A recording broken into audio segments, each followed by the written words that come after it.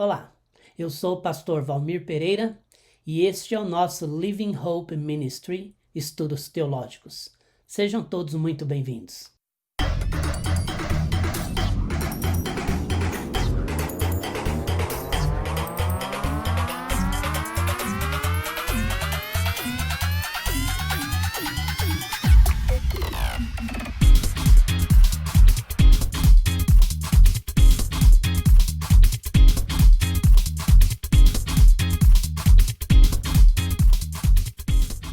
Em nossa última aula sobre a história dos batistas, nós aprendemos sobre a teoria da sucessão orgânica.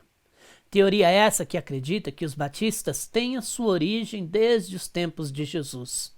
Carrega todas as doutrinas ensinadas por Jesus, que foi posteriormente transmitida aos apóstolos e também depois aos pais da igreja. Todos que acreditam nessa teoria entendem que durante todo o tempo sempre houve um grupo de cristãos separado das demais linhas religiosas de sua época, defendendo os princípios das escrituras que foram ensinados por Jesus e que então vieram a se tornar os batistas, ou que pelo menos sempre foram os batistas para todos aqueles que acreditam então nessa teoria da sucessão orgânica. Na aula de hoje, nós vamos aprender sobre os anabatistas, um grupo de irmãos do século XVI que surgiu a partir do momento da Reforma Protestante iniciada com Martinho Lutero. E esses irmãos, inicialmente, eles caminharam e entenderam o princípio da reforma apresentado por Martinho Lutero, mas logo houveram algumas divergências. Então, para entendermos um pouco melhor sobre a origem dos anabatistas, nós precisamos conversar um pouquinho, então, sobre essa questão da história da reforma. Sabemos que no ano de 1517, Martinho Lutero cravou lá no castelo as suas 95 teses, apresentando elas como uma necessidade de reforma da Igreja Católica. Dentre essas 95 teses, as que são consideradas, digamos assim, mais importantes, apresentada por Lutero, era a condenação à usura, ou seja, os juros abusivos quando alguém se tomava empréstimos. Também ele condenou a venda de indulgências pela Igreja Católica. A venda de indulgências era algo que os sacerdotes vendiam aos seus fiéis como possibilidade de perdoar alguns dos seus pecados considerados por eles graves. Outra coisa que Lutero defendeu é a salvação pela fé, não necessariamente uma salvação dependendo de obras. Ele também acreditava que o celibato, ou seja, a questão do padre manter-se ou do sacerdote manter-se solteiro, não tinha fundamento bíblico. Dentre tantas outras teses que ele apresentou, nós poderíamos dizer que talvez essa seja considerada umas das mais importantes. Depois de Lutero, houve, claro, um grupo de pessoas que acabaram discordando de alguns pontos também defendidos por Lutero. E essas pessoas, então, eles foram chamados de anabatistas. Esse movimento, ele começa com um homem chamado Zwinglio.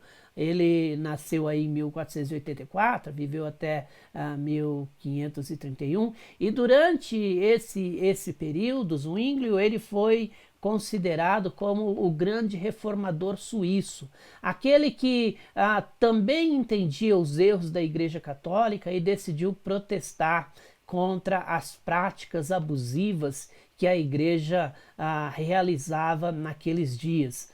Zwinglio também escreveu 67 teses contra as práticas católicas, e dentre essas teses estava assim um protesto contra a questão do jejum forçado, do sacerdote, dos fiéis serem obrigados a jejuar como uma penitência, como uma punição, e também claro, com o propósito de se santificar, mas muito mais como uma penitência. Isso era obrigatório, e Zwinglio discordava totalmente dessa teoria. Outra coisa que ele discordava era não só com a questão do celibato, que também Lutero discordava, mas ele discordava com a ideia do purgatório, de que o crente quando morre, ou de a pessoa, não o crente, mas a pessoa quando morre, ela vai para um lugar intermediário, para que então nesse lugar ela possa ser purificada. E a última coisa que também é muito importante dentro dos protestos apresentados por Zwinglio era a questão da mediação do sacerdote. Zwinglio entendia que todo crente poderia comparecer diante de Deus e tinha essa autoridade, tinha essa, digamos assim, esse benefício de ser o seu próprio sacerdote, coisa que a Igreja Católica discordava. Então, as pessoas, se quisessem alguma bênção, se quisessem a remissão, o perdão de um pecado, precisavam se dirigir aos sacerdotes. Zwinglio realmente ele foi uma voz muito forte, muito poderosa nesse tempo do protesto, né, da reforma protestante que nós chamamos.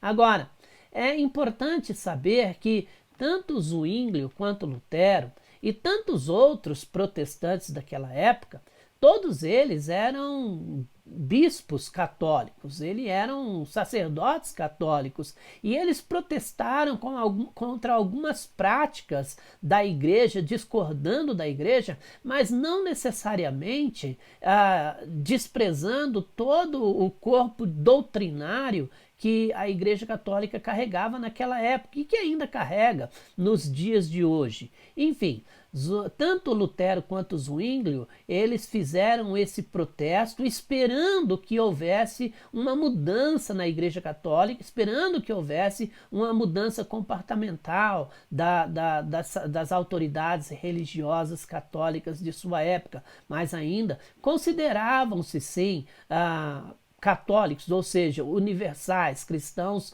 universais. E assim eles viveram por um bom período de tempo ensinando aquilo que dizia as Escrituras, porque eles aprenderam da palavra de Deus e então eles começaram a ver os erros cometidos pela igreja.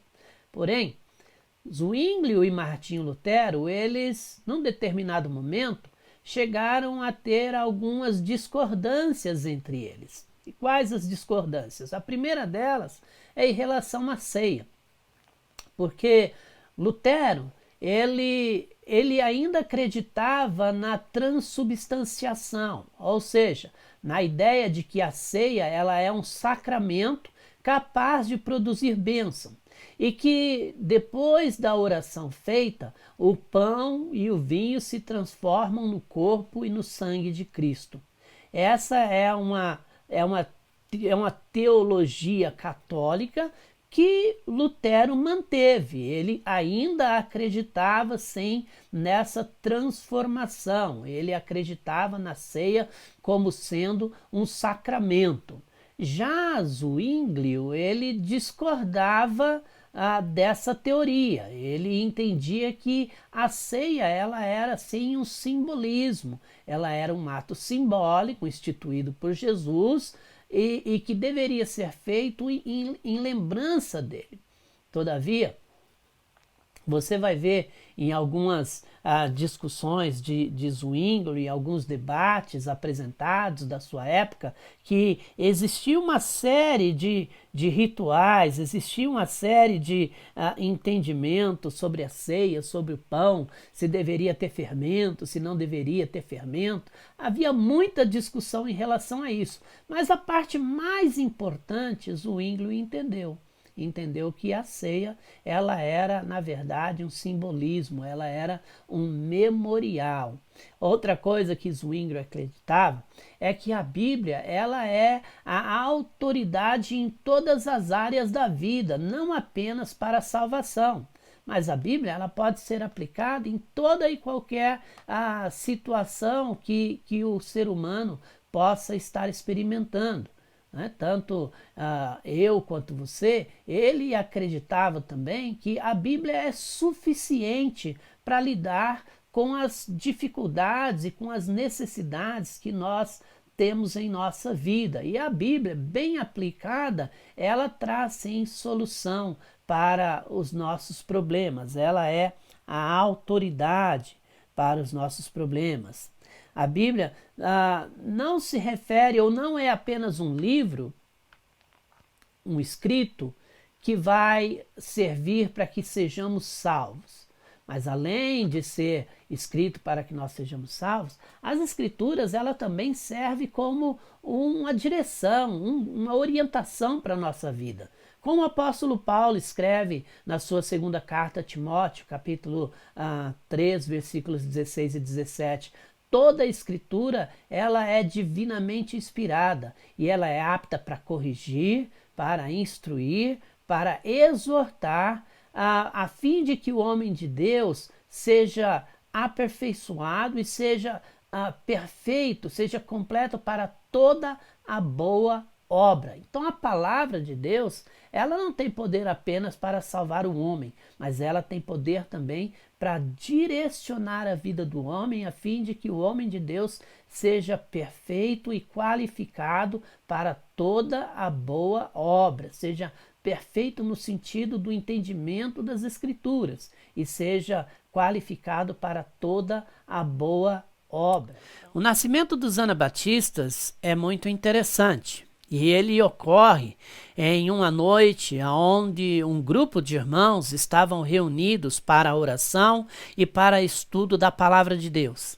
E nessa noite, estudando as Escrituras, um homem chamado George Braurock, ele acabou se convencendo de que o batismo ele não poderia ser ministrado a crianças, porque o batismo ele deveria ser ministrado mediante uma confissão de fé.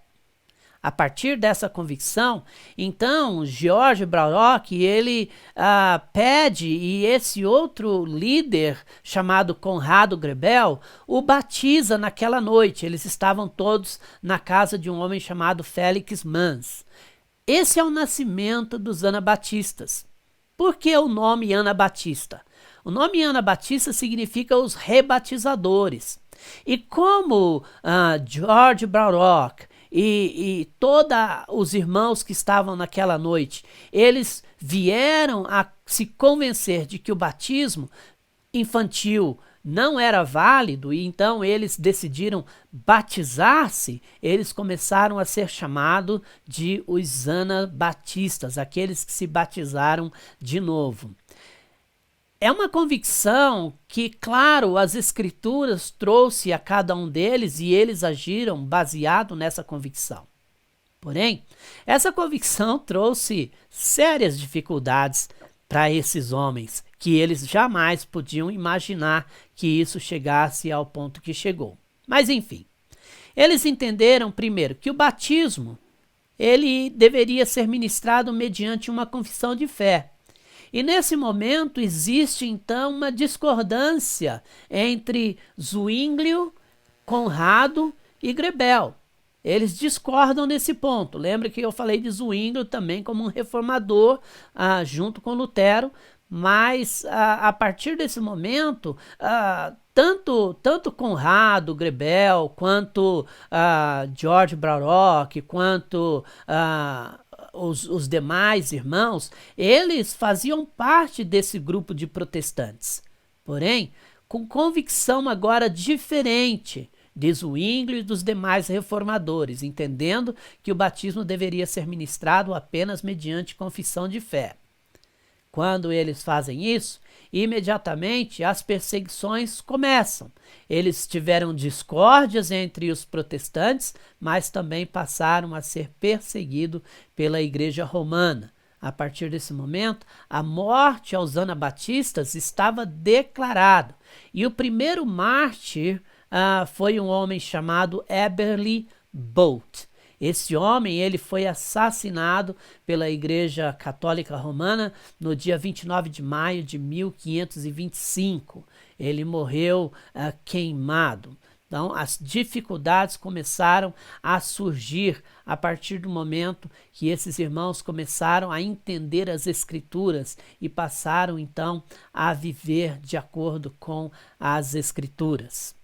Não somente isso, mas logo depois dessa grande perseguição, aqueles 3 homens que estavam juntos naquela noite, que eram considerados líderes, líderes da igreja protestante, eles foram sentenciados à prisão. Grebel, Baroque e Mans, todos eles foram presos no dia 28 de novembro de 1525. Em 1526, então, Grebel, ele é condenado à morte, ele é assassinado. E logo depois, Félix Mans também recebe sentença de morte.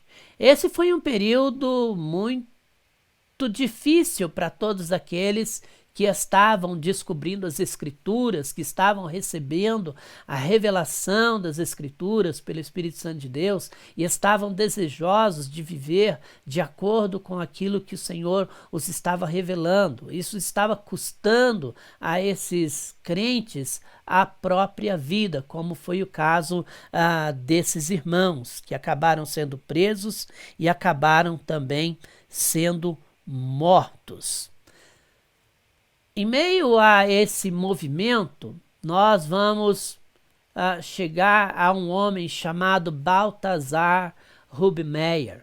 A história de Balthasar Rubmeier, se você tiver interesse, tiver tempo, eu sugeriria você a pesquisar a vida desse homem. Você pode ir para o Google, você pode talvez tentar encontrar alguns livros e ler, porque é muito, muito interessante. Balthasar Rubmeier, ele foi considerado a estrela brilhante dos anabatistas. Ele era muito eloquente, possuidor de um conhecimento admirável e profundo das Escrituras, estudioso das Escrituras de uma forma muito zelosa. E Balthasar Rubmeier, ele então fez essas seguintes afirmações: apenas a fé nos faz santo diante de Deus. Aquilo que a Igreja Católica tentava, a Igreja Romana e até mesmo a Igreja Anglicana, na época, tentava vender como possibilidade das pessoas se santificarem, se consagrarem às punições, às indulgências, Rubmeier, ele se levanta e ele diz: olha, isso está errado. Apenas a fé, ela pode nos tornar santo diante de Deus, porque essa fé, ela é fundamental na graça de Deus sobre a nossa vida. Essa fé é ela que nos leva à salvação e é ela também que nos leva à santificação. Rubmeier, ele também diz que o que Deus manda é bom e o que Deus proíbe é mal. Não aquilo que a igreja diz que é bom, não aquilo que a igreja diz que é mal. Se vocês perceberem, nessa época havia sim uma resistência declarada aos ensinos heréticos que a igreja estava transmitindo aos seus fiéis. E esses homens, chamados anabatistas, eles eram, sim, figuras importantes, pessoas importantes, que escreveram uma parte da história, não história protestante agora, não apenas protestando contra a Igreja Católica, mas aprendendo nas Escrituras e vivendo as Escrituras. O objetivo agora, precisamos entender isso, dos anabatistas, não era fazer protesto algum. O objetivo era ensinar as Escrituras como as Escrituras eram. Então, a tradução das Escrituras para a língua inglesa, a tradução das Escrituras para a língua alemã, tudo isso favoreceu o estudo da palavra de Deus por esses homens, e eles, então, aprendendo, começaram a ensinar essas verdades, a praticar e a ensinar essas verdades bíblicas, tanto praticar na sua vida pessoal, como a ensinar aos seus seguidores. Outra coisa que Rubmeier defendeu firmemente é que a ceia ela era um memorial e não um sacramento em favor de mortos, como a igreja acreditava. Isso ele passou a ensinar como um memorial. Ruby Meyer, ele também diz que o batismo ele não é para salvação, mas para testemunho e bom funcionamento da igreja. Após isso, Ruby Meyer, ele foi também sentenciado à morte em 10 de março de 1528. Ruby Meyer, ele é o autor de uma frase que diz: a verdade é imortal. A verdade é imortal. Ninguém pode matar a verdade. Ela pode ser escondida por um tempo, mas ela sempre vai aparecer. O Senhor sempre vai trazer essa verdade às claras, a verdade da palavra de Deus. E Baltazar, então, Ruby Meyer, ele fez essa declaração. Na sua morte, Ruby Meyer, ele declarou essas últimas palavras. E ele disse assim: gracioso Deus, perdoe os meus pecados. Na hora da sua morte, e ele foi morto, ele foi queimado vivo, foi preso a uma estaca e foi queimado vivo. Então, na hora da sua morte, essas foram as suas últimas palavras: gracioso Deus, perdoe os meus pecados. A segunda palavra que ele proferiu foi: queridos irmãos, me perdoe se os feri com palavras e atitudes. Confissão, mesmo na hora da morte, confessando a Deus, confessando aos irmãos, pedindo perdão de Deus, pedindo perdão do seu próximo. Ele também diz: eu perdoo todos os que me fizeram mal. Nós olhamos para as palavras de Ruby Meyer e nós nos lembramos de Cristo na cruz dizendo: Pai, perdoa-os porque eles não sabem o que fazem. E às vezes a gente caminha a nossa vida, né, guardando tanto rancor e amargura no coração contra aqueles que nem fizeram tanto mal assim a nós, mas porque viveram de uma forma diferente daquela que nós entendemos a vida, e nós acabamos guardando isso. E suas últimas palavras foi: Senhor, em tuas mãos eu entrego o meu espírito. E essas últimas palavras, Ruby Meyer, ele proferiu em latim, porque ele queria que todos os bispos e todas as autoridades católicas romanas que o perseguiram, que o condenaram e que o mataram, entendessem bem aquilo que ele estava falando. Assim, nós conhecemos um pouco da história dos anabatistas. Então, um grupo de irmãos que saiu de dentro dos reformadores porque tiveram divergências em algumas das doutrinas defendidas, até mesmo pelos reformadores, entenderam principalmente que o batismo ele deve ser mediante a confissão de fé e que a ceia ela é um memorial e não um sacramento. Por entender que o batismo deve ser feito mediante confissão de fé, esses irmãos então decidiram se batizar. E porque eles decidiram se batizar, considerado pela igreja como batizando de novo, eles foram intitulados de uma maneira pejorativa como os rebatizadores.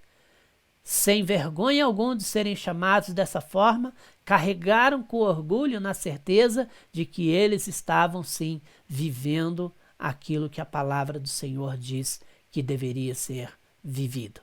Dentre esses homens, brilha então a estrela de Baltazar Ruby Meyer, autor da frase: a verdade é imortal.